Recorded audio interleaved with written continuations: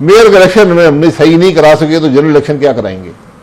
सवाल तो ये उठता है कि एक मेयर का इलेक्शन जिसमें लोग सामने आकर 600-700 आदमी वोट डालता है, उसके अंदर चोरी हो गई है, तो फिर बाकी क्या बचेगा?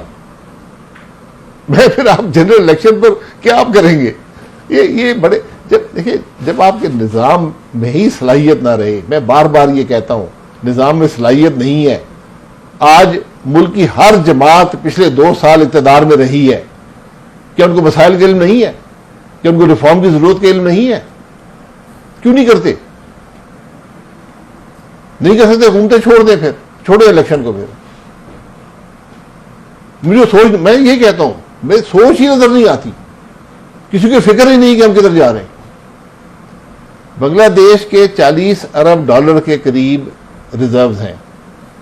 उनको नजर आया कि हमारी आगे खराबी होगी, उन्होंने इंपोर्ट्स में कमी करनी शुरू कर दी, उन्होंने लोड शेडिंग शुरू कर दी, उन्होंने रैशनिंग शुरू कर दी। जिम्मेदार मुल्क इस तरह बिहेव करते हैं। आप 3 अरब डॉलर पे और बातें जो है आप इस तरह करते हैं कि हमारे पास कुछ 150 अरब डॉलर पड़ा हुआ है। इस बात का एहसास करें, ये मामूली बातें नहीं है। इसका एहसास सिर्फ हुकूमत की जिम्मेदारी नहीं है, ये अपोजिशन की जिम्मेदारी भी है, ये इस मुल्क के जजों की जिम्मेदारी भी है, ये इस मुल्क के फौज की जिम्मेदारी भी है, ये इस मुल्क के नायब के चेयरमैन की जिम्मेदारी भी है। जिस मुल्क में आपको नजर आता हो कि यहां कोई फैसला नहीं होगा, कोई अफसर फैसला नहीं करेगा, रोजमर्रा की बुनियाद पर अफसर आपके मुंह पे कहते हैं मैंने ये काम नहीं करना, मैंने जेल नहीं जाना, मैंने समरी नहीं बनानी। अब भी यही है, अब पहले से ज्यादा है, क्योंकि अब तजर्बा हो गया है कि नायब करता क्या अफसरों के साथ है। तो अब फिर भी कुछ करने को तैयार नहीं है नायब का। 4 अमेंडमेंट्स आपने किए, केस वहीं पड़े हुए हैं। आज भी मेरे इस हफ्ते 2 पेशियां मेरे केस की हुई हैं, न केस का सिर है न पैर है। कुछ हम पे इल्जाम ये है कि 48 अरब का नुकसान, हमने कहा करप्शन किए नहीं, कि करप्शन नहीं है, आपने मिसयूज ऑफ अथॉरिटी की है और 48 अरब का नुकसान हो गया है, जिसमें से 22 अरब हो गया और अभी 26 अरब बाकी है। तो मैंने कहा फिर इसको वायदे को कैंसिल कर दो, 26 अरब तो बचा लेना। 6 विटनेस हुकूमत लेकर आई, सब ने कहा कि इस प्रोजेक्ट से मुल्क का अगर हजारों अरब नहीं तो सैकड़ों अरब का फायदा हो चुका है। हुकूमत ले गया विटनेस, हुकूमत की विटनेस है, मेरा तो कोई विटनेस नहीं है ना, इल्जाम हुकूमत ने लगाया है, केस चल रहा है। तो आज अगर नैब के नए चेयरमैन आए हैं, मैं उसे कहता हूं यार हमारा केस चलाए ना। मैं तो रोज कहता हूं केस चलाओ यार, क्यों घबराते हो? कैमरे लगाओ, लोगों को दिखाओ क्या यहां कौन सा हमने जुर्म कर दिया है। दुनिया का सबसे कामयाब एलएनजी का टर्मिनल है, सबसे सस्ता है, केस चल रहे हैं। तो जिस आदमी ने इन्वेस्टमेंट की है वो इस मुल्क का सबसे बड़ा टैक्स पेयर है, उस मुल्क का सबसे बड़ा इन्वेस्टर है। आपने उसके बेटे और उसको दोनों को मुजरिम बनाकर कटहरे में खड़ा किया हुआ है। वो किसी बैंक से लोन लेने जाएगा, इन्वेस्टमेंट करने जाएगा, लोग देखेंगे गूगल में होगा तो तुम तो यार 48 अरब को चोरी कर रहे हो। जो लाहौर वाले क्या नाम है, जो भी है, हाँ जी, आपको इस बात की फिक्र नहीं है। आपने इस मुल्क में जो लोग इन्वेस्ट करते हैं, जो कारोबार करते हैं, उनको मुजरिम बनाकर पेश करते हैं। हम आदमी को पहले ही कह देते हैं कि वो ये खा गया जी पैसे, केस होता नहीं है। अब ने क्या किया है उसके बाद ये फैसला होगा कौन सी अदालत में होगा। आपने इन्वेस्टिगेशन करते हैं, शवाहिद इकट्ठे करते हैं, उसके बाद जाकर आप केस बनाते हैं। तो तकरीबन जुरिसडिक्शन का फैसला वहां पर होता है।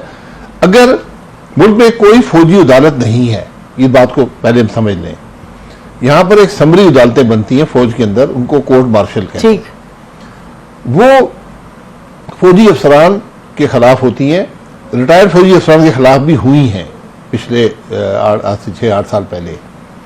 उसमें अगर कोई ऐसी कॉन्स्पिरेसी हो जिसमें सिविलियन मुलव्वस हो तो फिर वो उसके साथ मिलकर दोनों पे कोर्ट मार्शल ऑफेंस हो सकता है।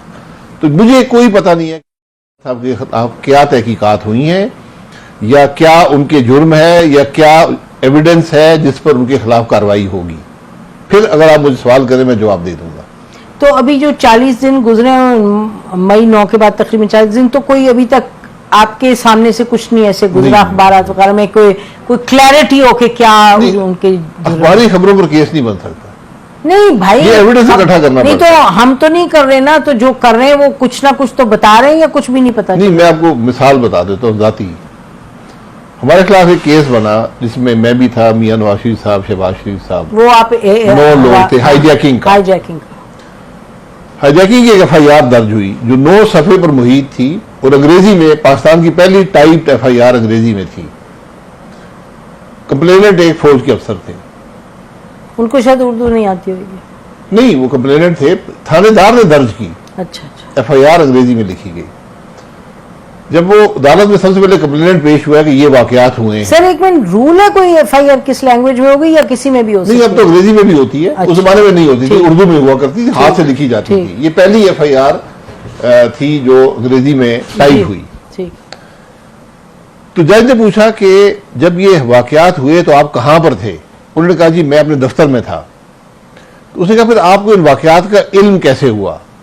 उन्होंने कहा जी मैंने सुना है। तो जज साहब ने पूरी FIR उठाकर बाहर फेंक दी। उन्होंने कहा जी हेर से एडमिसिबल नहीं होता हमारे कानून शहादत में। तो FIR ही वहीं खत्म हो गई। उसके बाद फिर वो टेप ले आए, जो टेप रिकॉर्डिंग थी उधर जी, कमरे कि जो नहीं कंट्रोल रूम से कि जी ये जहाज इधर से ये बात हुई, वहां से ये बात हुई, जहाज इधर गया, जहाज इधर गया। तो जज साहब ने कहा जी ये कब हुई? उन्होंने 12 अक्टूबर को। उनका आज क्या तारीख है? दिसंबर 8। वो कहा जी 12 अक्टूबर से 8 दिसंबर तक ये टेप रिकॉर्डिंग, ये एविडेंस किसके पास था? इसका जवाब नहीं था, वो भी बाहर फेंक दे।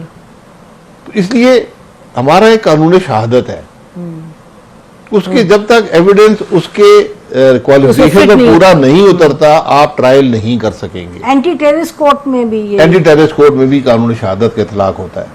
तो फिर शायद खाकान नवाज़ी साहब डिस्कशन इतनी हो रही है कि आर्मी एक्ट के तहत, इसके तहत, तो अभी ऑब्वियसली आप पार्लियामेंटेरियन तो हैं, आप कुछ तो आपको पता होगा, तो फिर कुछ होगा जिसकी बेसिस पे कह रहे हैं आर्मी एक्ट के तहत होगा?